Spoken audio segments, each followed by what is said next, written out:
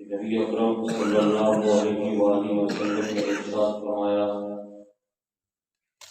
بالغ اور عقل مند لوگ میرے قریب کھڑے ہوا کریں، پھر وہ جو اس سے قریب ہو، پھر وہ جو ان کے قریب ہو، آپس میں اختلاف نہ کرو ورنہ تمہارے دلوں میں اختلاف ہو جائے گا۔ بازاروں میں شور سے گریز کرو۔ کل صف کے حوالے سے بتائی تھی بات، پہلی صف کی فضیلت اور صف کو سیدھا کرنا، دونوں چیزوں کو میں نے آپ کے سامنے بیان کیا تھا کہ اگلی صف خالی ہو تو پہلے اس کو فل کرنا چاہیے، کاندھے کے ساتھ کاندھا ملا کے کھڑا ہونا چاہیے، اور صف سیدھی رکھنی چاہیے۔ اس کا حضور اکرم صلی اللہ علیہ وسلم بہت زیادہ اہتمام فرمایا کرتے تھے۔ آج حضور نے یہ بیان فرمایا ہے اس حدیث میں کہ میرے قریب یعنی امام کے پیچھے وہ لوگ کھڑے ہوں جو بالغ بھی ہوں اور عقل مند بھی ہوں، یعنی عقل مند سے مراد یہ کہ صاحب علم بھی ہوں، ٹھیک ہے نا جی۔ عاقل بالغ تو سارے ہی ہوتے ہیں، یعنی معنی یہ ہے کہ ایسا بندہ امام کے پیچھے کھڑا ہونا چاہیے جو نماز پڑھانے کی صلاحیت رکھتا ہے، یعنی اگر امام کو غلطی ہو گئی، اس نے نماز قائم نہیں کر سکا کسی عارضے کی وجہ سے، تو پیچھے ایسا بندہ ہونا چاہیے کہ اس کی نماز مکمل کر سکے۔ اس لیے حضور نے فرمایا میرے نزدیک ایک تو عقل مند کھڑے ہو، دوسرا عاقل اور بالغ کھڑے ہو، یعنی بچے پیچھے نہیں کھڑے ہونے چاہیے امام کے، خاص طور پہ عقل مند اور صاحب علم بندہ، بالغ بندہ کھڑا ہونا چاہیے۔ اس لیے امام احمد رضا خان فاضل بریلوی رحمۃ اللہ علیہ کا یہ فتویٰ ہے، فتاوی رضوی شریف کے اندر آپ نے یہ فتویٰ دیا تھا کہ کم از کم 3 بندے امام کے پیچھے ایسے کھڑے ہوں جو نماز پڑھانے کی صلاحیت رکھتے ہوں۔ لیکن ہم تو اس بات کا اہتمام ہی نہیں کرتے، جو آتا ہے وہ امام کے پیچھے آ کے بیٹھ جاتا ہے، چاہے وہ بادشاہ ہے نہیں ہے، نماز پڑھانے کی اس کے اندر صلاحیت ہے نہیں ہے۔ اس لیے کم از کم ایک بندہ 2 بندے کی جگہ ہونی چاہیے تاکہ وہ ایسا بندہ کھڑا ہو تاکہ وہ اس کو نماز مکمل کر سکے۔ ایک بات۔ دوسری بات حضور نے فرمائی کہ اختلاف آپس میں پیدا نہ کرو ورنہ تمہارے دلوں میں اختلاف ہو جائے گا۔ یہاں اختلاف سے مراد صف کو سیدھا رکھنا ہے، یعنی صفوں کو ٹیڑھا نہ رکھو ورنہ تمہارے دلوں میں ٹیڑھ پیدا ہو جائے گا، تمہارے دل ایک دوسرے سے متنفر ہو جائیں گے، محبت تمہاری آپس میں قائم نہیں رہے گی جب تم صف کو ملا کے نہیں رکھو گے، درمیان میں وقفہ نہیں ہونا چاہیے، سیدھا ہونا چاہیے،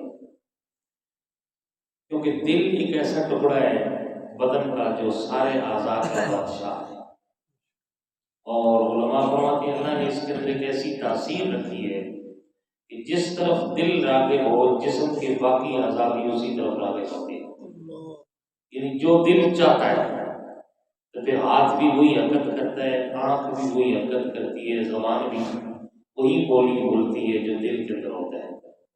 تو اگر دل سنور جائے تو سارے جسم کے اعضاء سنور جاتے ہیں، اور اگر دل میں فساد پیدا ہو جائے اللہ نہ کرے تو پھر سارے اعضاء میں فساد پیدا ہو جاتا ہے۔ اس لیے حضور نے فرمایا تمہارے جسم میں ایک گوشت کا لوتھڑا ہے، اگر وہ درست ہو گیا تو تمہارا سارا جسم درست ہے، اور اگر وہ خراب ہو گیا تو سارا جسم خراب ہو گیا۔ پوچھا کہ حضور وہ کون سی چیز ہے؟ فرمایا وہ دل ہے۔ وہ کیا ہے؟ دل ہے۔ تیسری بات امام الانبیاء صلی اللہ علیہ وآلہ وسلم نے یہ ارشاد فرمائی ہے کہ تم جب بازاروں میں جاؤ تو شور شرابہ نہ کرو، جاہلانہ گفتگو نہ کرو، بلکہ جو اپنا سودا صرف لینا ہے لے اور واپس لوٹو، کیونکہ حضور نے فرمایا دنیا میں سب سے بہترین جگہ مسجد ہے اور سب سے بدترین جگہ بازار ہے. ٹھیک ہے نا جی؟ وہاں اپنے مقصد کے لیے جاؤ اور واپس آ جاؤ. وہاں پہ شور شرابہ زیادہ ہوتا ہے، گاڑی کلوج ہوتی ہے، تو اس سے امام الانبیاء صلی اللہ علیہ وآلہ وسلم نے منع فرمایا. تو تین باتیں ان میں سے اہم بات یہ ہے کہ امام کے پیچھے وہ بندہ کھڑا ہو جو نماز پڑھانے کی صلاحیت رکھتا ہو، اگر امام بھول جائے تو اس کو لقمہ دے سکے. ٹھیک ہے نا جی؟ اور نماز امام کی اداؤں کو صحیح سیکھ سکے تاکہ آگے لوگوں کو پھر نماز سکھا سکے. اسی طرح نماز ہمارے پاس آئی. صحابہ نے حضور کو دیکھا اور تابعین نے صحابہ کو دیکھا، تبع تابعین نے تابعین کو دیکھا. یوں سینہ بسینہ یہ طریقہ کار نماز کا ہمارے پاس آ رہا ہے. ایک حدیث اور سماعت فرما لیں.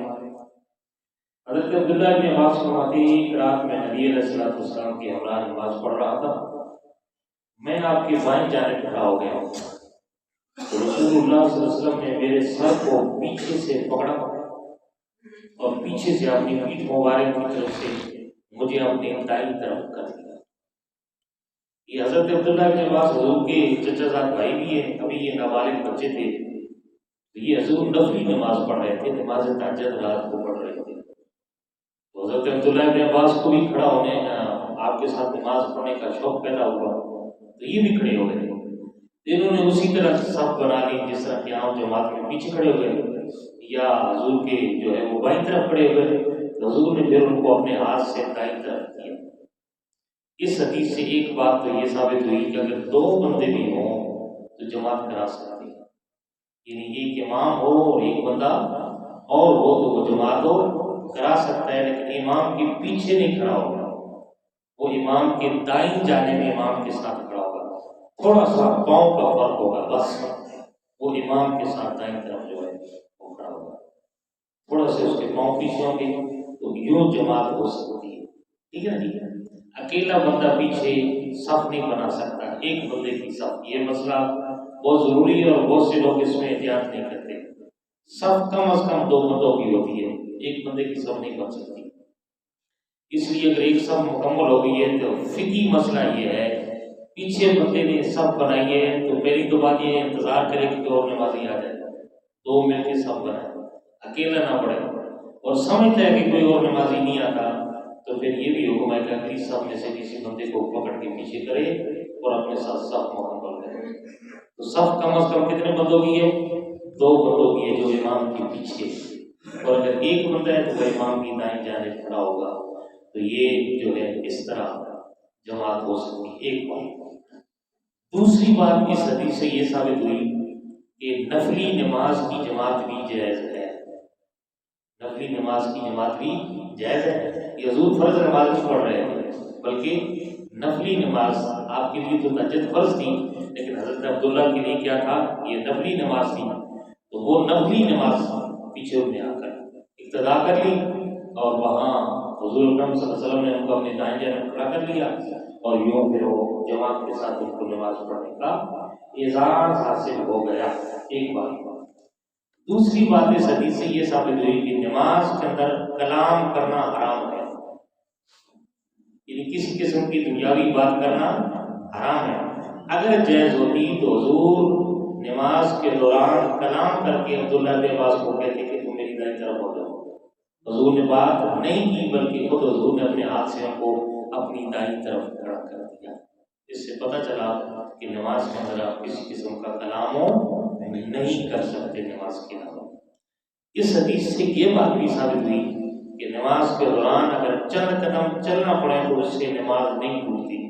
جیسے کہ حضرت عبداللہ بن عباس ایک طرف تھے تو حضور نے اپنے پیچھے طرف سے کر کے دوسری طرف کھڑا کر دیا. چوتھی بات یہ معلوم ہوئی کہ نمازی کے آگے سے گزرنا مکروہ ہے. اگر جائز ہوتا حضور بجائے پیچھے حضرت عبداللہ بن عباس کو پیچھے سے اپنے گزارنے کے اپنے آگے سے گزار کے اپنی دائیں طرف کھڑا کر دیتے. حضور نے اپنے پیچھے طرف سے گزارا تو معنی کیا ہے کہ نمازی کے آگے سے گزرنا کیا ہے؟ مکروہ ہے. کوئی بندہ نمازی کے آگے سے نہیں گزر سکتا. حضور نے یہ اپنے عمل سے یہ بات جو ہے وہ بتا دی. اپنی بات یہ ہے کہ اگر کوئی بندہ اکیلی نماز پڑھ رہا ہے، چاہے وہ فرض بھی ہے، ٹھیک ہے نا جی، کیا کر رہا ہے؟ اکیلی نماز اپنی پڑھ رہا ہے اور وہ امام بننے کی صلاحیت رکھتا ہے اور پیچھے اس کے کوئی مقتدی نہیں ہے، ٹھیک ہے جی، وہ اپنی اکیلی نماز پڑھ رہا ہے، تو کوئی اور آ کر پیچھے اس کی ابتدا کر لیتا ہے، اللہ اکبر کہے، تو یہ اس کی ابتدا جائز ہے اور وہ فوراً امام جو ہے وہ ابتدا نیت کر لے گا کہ میرے پیچھے اب کوئی بندہ آ گیا، ٹھیک ہے نا۔ یہ بھی ایسے ہی ہوا، حضور نماز پڑھ رہے تھے اور حضرت عبداللہ اس وقت نہیں کھڑے تھے، جب حضور پڑھ رہے تھے تو دوران نماز حضرت عبداللہ کے پاس آئے تو پھر حضور نے ان کی ابتدا کی نیت کر دی۔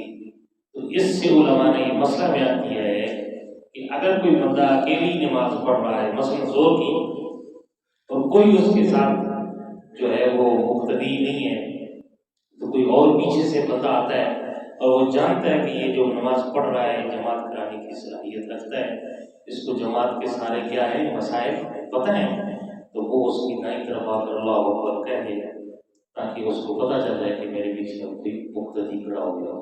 تو نیت دل کے ارادے کا نام ہے جی، تو فوراً وہ نیت کر لے تو اس کی نماز ہو جائے گی۔ تو اللہ کی بارگاہ میں دعا ہے اللہ تبارک و تعالیٰ عمل